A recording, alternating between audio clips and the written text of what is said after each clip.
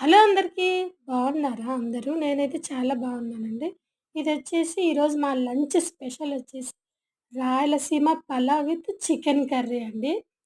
రాయలసీమలో పలావ్ కలర్ ఎలా ఉంటుందో తెలుసు కదండీ! కొంచెం లైట్ బ్రౌనిష్‌గా ఉంటుంది. చాలా టేస్టీగా ఉంటుంది. ఇక్కడ నేను చికెన్ కర్రీ ప్రిపేర్ చేస్తున్నాను.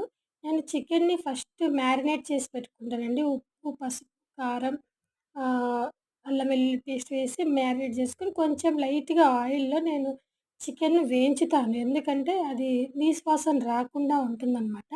తర్వాత ఇందులోకి నేను ఒక మసాలా పేస్ట్ తయారు చేసుకుంటున్నానండి. ఉల్లిపాయ, పచ్చిమిర్చి, టమాటా, కొంచెం జీడిపప్పు వేయించి అది మసాలా తయారు చేసుకున్నాను.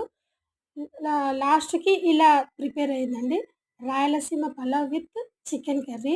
చాలా చాలా టేస్ట్‌గా ఉంటుంది. తింటుంటే తినాలనిపిస్తుంది. అంత బావుంటుంది దీని టేస్ట్.